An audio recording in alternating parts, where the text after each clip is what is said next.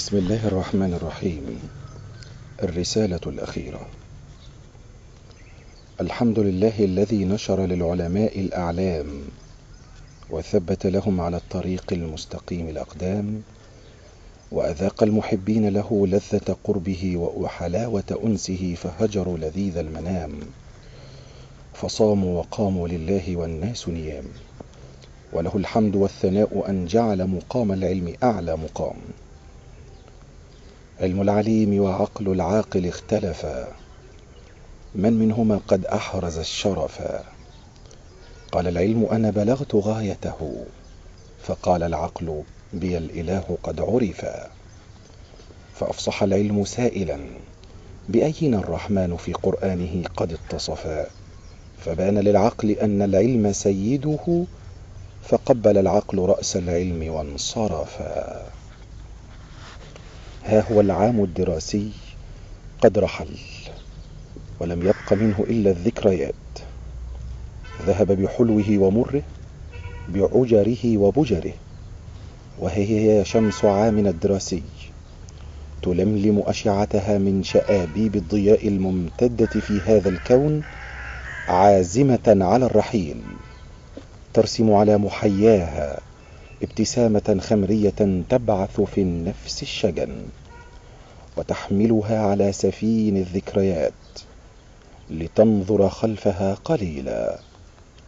عام مضى تساقطت ساعاته كتساقط أوراق الخريف، وانصرمت أيامه كخيالات المساء، ولم يبق منه إلا أطياف مضت معكم أيها الأحباب في ساح الدرس وميدان العلم. كنتم فيه منطلقين كجياد الفاتحين، عاديات قادحات تعبون منه عبا. يسوسكم في ذلك فرسال للعلم والأدب، معلمون أكفاء، جعلوا من العلم والأدب لكم شرابا لذيذا، مزاجه من تسنيم القرآن الكريم. وصاغوا العلم لكم تيجانا رصعوها من سنن الصادق الأمين محمد سيد الخلق أجمعين، فلهم ولكم كل الشكر والثناء الحسن. ولقد عشت معكم عاما دراسيا جميلا، بذل كل منا فيه كل رخيص وغال في سبيل المجد لأمتنا الإسلامية أولا، وفي سبيل تحقيق ما يصبو إليه من أهداف نبيلة مشروعة يحدون الأمل في غد مشرق يانع ماتع.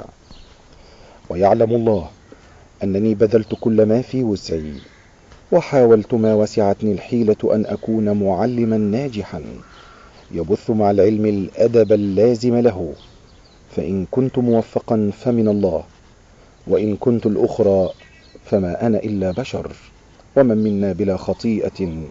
غفر الله لي ولكم ما كان من خطأ، سواء أكان عن عمد أو جهل، وهو وحده أرحم الراحمين. ولقد تفرست فيكم، ولن يخيب الله فراستي بإذنه، أنكم من خيرة طلاب العلم النابهين. نعم، إني أرى لكم بإذن الله مستقبلا زاهرا مبهرا. أرى منكم الطبيب الحاذق الماهر، والمهندس البارع، والطيار الألمعي، والمبرمج الحاسوبي العبقري، والضابط والمعلم والمدير. كما أرى فيكم العالم الفذ الوقور، والشيخ النحرير، وحافظ القرآن والسنة. هذا أملي فيكم، وإني أهمس في آذانكم وأنتم على أعتاب الجامعة قائلا لكم: ليس هناك شيء في هذه الحياة اسمه مستحيل، فالمستحيل عصا يتلكأ عليها الكسول، ويهش بها على أفكاره البليدة المتسولة، وإنه مع العزيمة والإصرار، وقبلهما طاعة الله ثم رضا الوالدين، يتحقق لك الأمل بإذن الله. فالله الله في العلم يا شباب، اطلبوا العلم ولا تحملنكم بعض مصاعبه على اليأس والقنوط.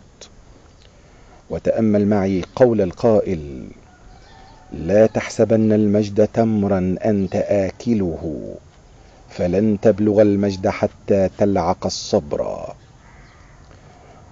فوالذي نفسي بيده أحلف غير حانث سيرفعكم الله بالعلم في الدنيا والآخرة ويعلي منزلتكم وتكونوا خيرا من بقية الناس، لأنكم أعرف الخلق بحقيقة الحق.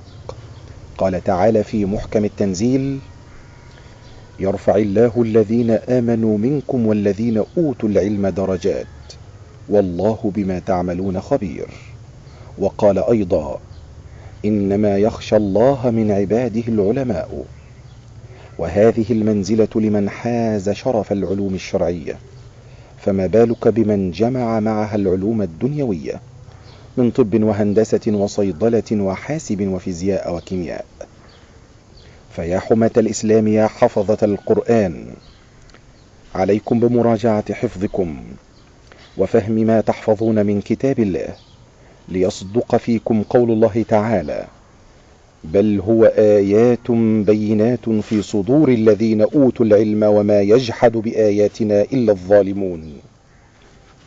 طلابي الأعزاء، هذه خواطر سطرتها لكم ونحن في مفترق طرق، وقد حان لي الآن أن ألقي عصا الترحال، والوداع قد حان، والوداع مر، ولكن يخفف ذلك أن أراكم قريبا إن شاء الله، كل في تخصصه العلمي أو الشرعي، صالحين مصلحين في مجتمعكم، تنشرون العلم في كل أرجاء الكون وتزودون عن حياض الإسلام، رافعين رأس الأمة عن التراب. يا أيها الأزاهرة، يا حماة الإسلام ويا حراس العقيدة، هذه آخر رسائلي إليكم، أقول فيها: إن مقاليد أمور الخلق وتصريف أقدارهم بيد الله سبحانه وتعالى، وهو الذي قدر ما هو كائن لهم أو عليهم، وهو الذي قسم بينهم أرزاقهم ولا راد لإرادته. فارض بما قسمه الله لك تكن أعبد الناس. وإن اعتقاد المؤمن أنه يتحرك ضمن دائرة الإرادة الإلهية يعطيه شعورا بالاطمئنان أن أمور الحياة مرتبة من قبل رب العالمين ومقدرة من لدن حكيم عليم، منذ خلق الأكوان وأراد لهذه الخليقة أن تكون. وهذا الشعور بالإحاطة الإلهية يعطيه التوازن في عواطفه وردود أفعاله، فتكون معتدلة لا تطرف فيها ولا غلو، سواء في حالات الحزن أو الفرح، بحيث يمضي مع قدر الله في طواعية ورضا. وإذا لم تحسن ظنك به أي بالله لأجل حسن وصفه، فحسن ظنك به لأجل معاملته معك، فهل عودك سبحانه وتعالى إلا حسنا؟ وهل أسدى إليك إلا كل جميل؟ ورحم الله ابن عطاء ذلك العابد الزاهد الذي قال: سوابق الهمم لا تخرق أسوار القدر. فالهمم هي العزائم التي يمتن الله بها على عباده في مجال الإقبال على شؤون حياتهم، ومهما اشتدت وقويت هذه العزائم فإنها لا تخرق أسوار الأقدار. وهكذا يكون المسلم يتعامل مع الأسباب في ظل اليقين التام في الله وقضائه وقدره، تنفيذا لوصية الرسول صلى الله عليه وسلم في حديث أبي هريرة رضي الله عنه الذي رواه مسلم. قال صلى الله عليه وسلم: استعن بالله ولا تعجز، وإن أصابك شيء فلا تقل لو أني فعلت كذا لكان كذا، فإن لو تفتح عمل الشيطان، ولكن قل قدر الله وما شاء فعل. وإنه في غمرة السعي إلى إدراك الأماني وبلوغ الآمال والظفر بالمرغوبات يغفل أو يتغافل فريق من الناس أن عاقبة هذا السعي لن تكون وفق ما يأمل على الدوام، ولذا فإنه حين يقع له بعض حرمان مما يحب، وحين يحال بينه وبين ما يشتهي، تجد البعض قد تضيق عليه الأرض بما رحبت وتضيق عليه نفسه، فيصبح ويمسي مثقلا بالهموم، مضطرب النفس، لا يهنأ له عيش ولا تطيب له حال، ناسيا أن عطاء الله رحمة ومنعه حكمة. فكم من مؤمل لو بلغ أمله لكانت عاقبة أمره خسرا، ونهاية سعيه حسرة وندامة. وكم من حريص على ما لو ظفر به بما أراد لأعقبه ظفره هزيمة يجر أذيالها ويتجرع مرارتها. ولذا وجه سبحانه وتعالى الأنظار إلى حقيقة أن المرء كثيرا ما يحب من حظوظ الدنيا ما هو شر له ووبال عليه، ويكره منها ما هو خير له وأجدر به. فقال عز اسمه: كتب عليكم القتال وهو كره لكم، وعسى أن تكرهوا شيئا وهو خير لكم، وعسى أن تحبوا شيئا وهو شر لكم، والله يعلم وأنتم لا تعلمون. وتأمل معي ذلك القول الجميل لابن عطاء الله ذلك الزاهد العابد الورع التقي في قضية العطاء والمنع. يقول: ربما أعطاك الله فأشهدك بره، وربما منعك فأشهدك قهره، فهو في كل ذلك متعرف إليك ومقبل بجميل فضله عليك. والمعنى: لو أعطاك الله من فضله فهو يريك أنه أكرم الأكرمين، ولو منعك فهو يريك قوته وأنه القادر على كل شيء.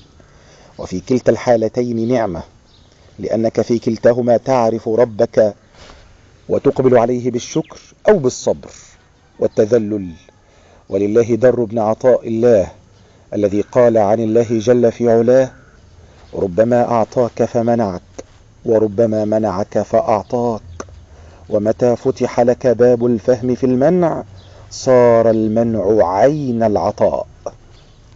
وكعادة ابن عطاء الله رحمه الله في حكمه يريد أن يوصلنا إلى اليقين بأن كل قدر الله خير للإنسان، ويبين لنا أنه ليس معنى أن الله يعطيك نعما فكلها نعم، وليس معنى أن الله حرمك شيئا فهو منع أو نقمة، فأحيانا بل غالبا يكون المنع عطاء.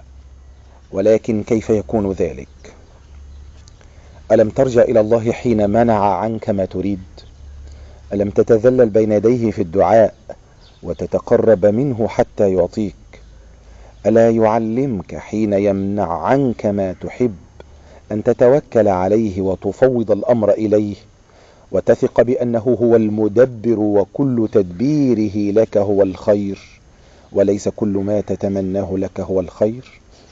ألم تثبت لك الأيام أن ما منعه عنك كان خيرا لك فحمدت الله على ستره الجميل عليك وعلى لطفه بك؟ ومما ذكرته لكم آنفا يتضح أننا جميعا نسير على خطوات قد خطها لنا العليم الحكيم الذي بيده مقاليد كل شيء، ونحن حتما سائرون على تلك الخطى. وقبل أن أترككم وقد لا نلتقي بعد ساعتنا هذه، أوصيكم ونفسي بتقوى الله، وألا تيأسوا أبدا من رحمة الله، فهو أرحم الراحمين. ولنردد مع الشاعر قوله: إذا ما ضاق صدرك في أرض قوم فارحل طالبا أرضا سواها، عجبت لمن يقيم بأرض ذل وأرض الله واسعة فضاها، فذاك من الرجال قليل عقل بليد ليس يدري ما طحاها، فنفسك ففز بها إن خفت ضيما، وخل الديار ينعي من بناها، فإنك واجد أرضا بأرض ونفسك لا تجد نفسا سواها، مشيناها خطا كتبت علينا، ومن كتبت عليه خطا مشاها، ومن كانت منيته بأرض قوم فليس يموت في أرض سواها. والحمد لله الذي بنعمته تتم الصالحات، والصلاة والسلام على محمد خير خلق الله، والحمد لله الذي هدانا لهذا وما كنا لنهتدي لولا أن هدانا الله. والسلام عليكم ورحمة الله وبركاته. بليغ حمدي، الراعي الرسمي للطالب المصري.